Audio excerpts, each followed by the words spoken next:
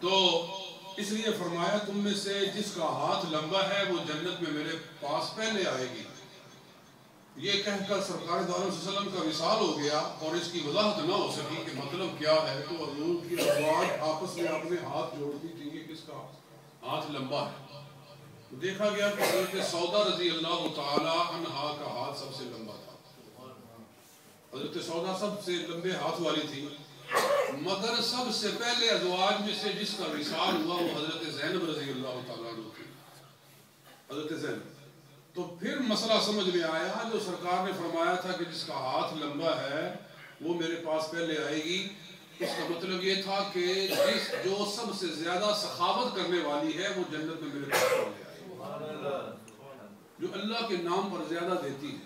تو حضرت سیدہ زینب رضی اللہ تعالیٰ عنہ سب سے بڑھ کر سخاوت کرنے والی تھی، اس لیے ان کو آقا دو جہاں صلی اللہ علیہ وسلم کے پاس پہلے جانا نصیب ہوا۔ ایک تو معلوم یہ بھی ہوا کہ ہمارے مطہرات کو دنیا سے کوئی تعلق نہیں تھا، ان کی توجہ ہی آخرت کی طرف تھی، وہ پہلے چاہتی تھی کہ کون حضور کے پاس پہلے جاتی ہے۔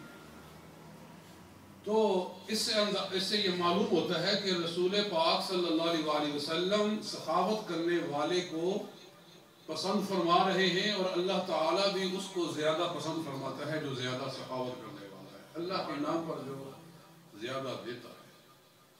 اور حضور صلی اللہ علیہ وسلم نے ارشاد فرمایا کہ ایک آدمی جنگل میں سفر کر رہا تھا، اس نے دیکھا کہ آسمان سے بدلی آئی اور وہ بدلی ایک جگہ پر برسی اور وہاں پانی جمع ہوا، اور وہ پانی ایک طرف چل پڑا، اور چلا پانی تو آگے ایک باغ آ گیا، وہ سیدھا اس باغ میں داخل ہوا۔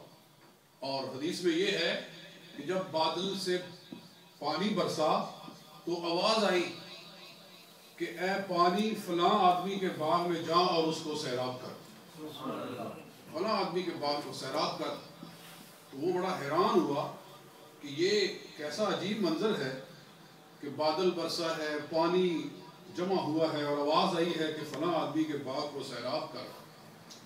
اس کے باغ کو اس نے سیراب کیا، وہ آدمی دیکھ رہا تھا اور اس نے وہ آواز سنی، وہ باغ کے مالک سے جا کر ملا اور اسے کہا کہ میں نے یہ منظر دیکھا ہے، تو کون سی تیری نیکی ہے جو اللہ کو اتنی پسند آئی ہے کہ تیرے باغ کو سیراب کرنے کے لیے آسمانوں سے انتظامات ہو رہے ہیں؟ تو اس نے کہا میری نیکی اور تو کوئی نہیں، میری نیکی یہ ہے کہ میں اپنے باغ کا جب پھل اترتا ہے تو اس کے 3 حصے کرتا ہوں، ایک حصہ میں اہل و عیال کے لیے رکھ لیتا ہوں، ایک حصہ میں واپس باغ پر لگانے کے لیے رکھ لیتا ہوں، اور ایک حصہ اللہ کے نام پر تقسیم کر دیتا ہوں، ایک حصہ اللہ کے نام پر دے دیتا ہوں۔ بس یہ میرا عمل ہے شروع سے لے کر جب سے میں نے باغ بنایا ہے۔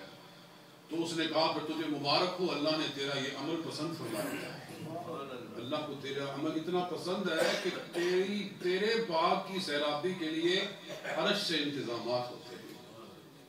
یہ حدیث پاک ہے، نبی پاک صلی اللہ علیہ وسلم نے ارشاد فرمائی ہے۔ کہنے کا مطلب یہ ہے کہ ہم یہ سمجھتے ہیں کہ اللہ کے نام پر ہم نے دیا تو ہمارے کئی سارے مسائل ہیں، وہ ہو جائے گا، وہ ہو جائے گا، لیکن جب اللہ تعالیٰ کے دین کے لیے ضرورت ہو پیسے کی، آپ کے پیسے کی، اللہ کو تو کچھ ضرورت نہیں ہے، اللہ تو بے نیاز ہے، اللہ کے دین کے لیے جب آپ کے مال کی ضرورت ہو، مال تو مال ہے، جان کی ضرورت ہو تو جان بھی قربان کرنی چاہیے۔ اور اللہ تعالیٰ نے ہمارے ساتھ ایک سودا کیا، میں نے پچھلے جمعہ بھی وہ آیت مبارکہ پڑھی تھی کہ ان اللہ اشتری من المؤمنین انفسهم واموالهم بان لهم الجنہ، اللہ تعالیٰ نے سودا کیا ہے مومنوں کے ساتھ کہ میرے نام پر جان قربان کرو، میرے نام پر مال قربان کرو، اور مجھ سے بدلے میں جنت کا سودا حاصل کرو، جنت کی قیمت حاصل کرو۔ تو قربان جائے اللہ تعالیٰ کیسا وہ رحیم ہے، وہ سودا کر رہا ہے، حالانکہ اسی کا دیا ہوا ہے، مال ہمارے پاس جو کچھ بھی ہے، جان بھی اسی کی دی ہوئی ہے، مال بھی اسی کا دیا ہوا ہے، اور اگر ہم اس کو ہی دے رہے ہیں تو کوئی اللہ پر احسان نہیں کر رہے ہیں، مگر اللہ تعالیٰ فرما رہا ہے میں تم سے تمہارا مال لے کر تمہارے ساتھ میں سودا کر رہا ہوں کہ مال دو اور بدلے میں مجھ سے جنت حاصل کر دو. تو جنت میں گھر بنانے والی بات ہے. جو مسجد بن رہی ہو, کوئی ہسپتال بن رہا ہو, کوئی رفاہی کام ہو رہا ہو, جب بھی کسی بھی حوالے سے دین کی ضرورت ہو تو آپ کا مال وہاں دینا. وہ خوش نصیب لوگ ہوتے ہیں, اللہ کے چنے ہوئے لوگ ہوتے ہیں جن کے مال کو اللہ اپنے لیے پسند فرما دیتا ہے. یہ اللہ کا احسان ہے کہ وہ ہمارے مال کو قبول کرے. اور جو کئی ایسے بھی لوگ ہیں, آپ نے بھی دیکھے ہوں گے, اللہ نے ان کو بڑا مال دیا ہے مگر وہ خدا کے نام پر نہیں دے سکتے. مجھے یاد ہے جب یہ مسجد ہم نے بنانا شروع کی, اس کا سودا ہو گیا تھا, یہ ہم نے آکشن سے لی تھی جگہ, تو ہم نے ڈپازٹ پے کر دیا تھا. اب 28 دنوں کے اندر ساری رقم واپس جو پوری پے کرنی ہوتی ہے, تو اس کے لیے ہم بھاگ دوڑ کر رہے تھے. تو ان دنوں میں رشدل میں مسجد میں خطیب ہوتا تھا.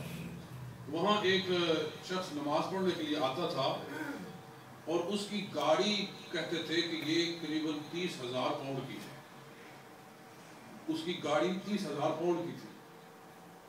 اور اس نے مجھے ایک دفعہ اپنا گھر دکھایا تو وہ ایک محل تھا.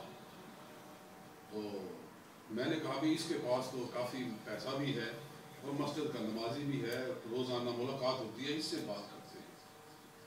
تو میں نے کہا کہ وہاں اتنے لوگ نماز پڑھیں گے, ایک مصلی اتنے کا بنتا ہے. میں نے اپنا حساب و کتاب لگا کر اس کو بتایا تو 300 یا کم از کم اتنا تھا.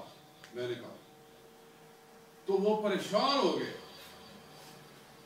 وہ اتنا پریشان کہ بالکل جیسے کہ اس کی جان نکل گئی. اور میں نے کہنے لگا نہیں یہ تو آپ اتنا تو بڑا مشکل ہے. میں نے کہا کچھ تو مسجد کے لیے کچھ ہی ڈال دے, 50 ہی ڈال. کہنے لگا بہت مشکل ہے.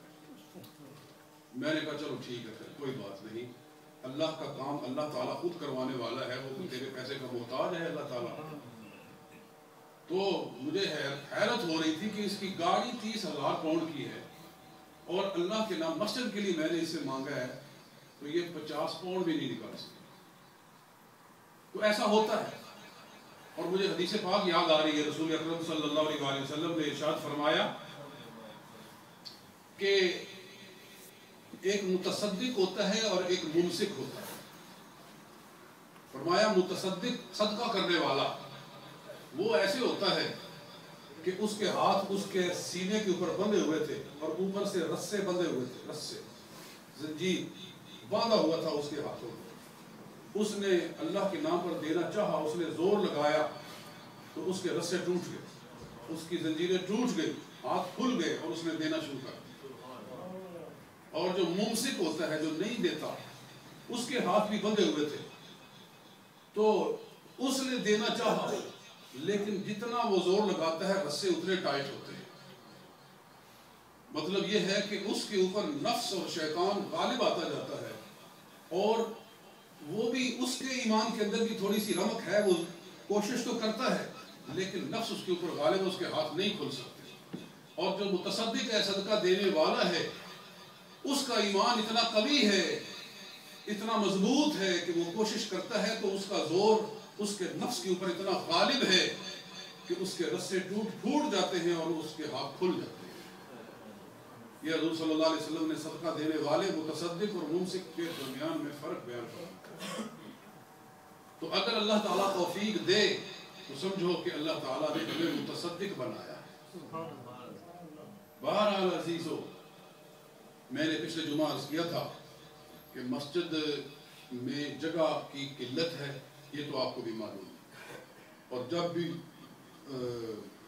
بچوں کو اسکولوں سے چھٹیاں ہوتی ہیں تو اتنا ہجوم ہو جاتا ہے کہ پھر ہمیں باہر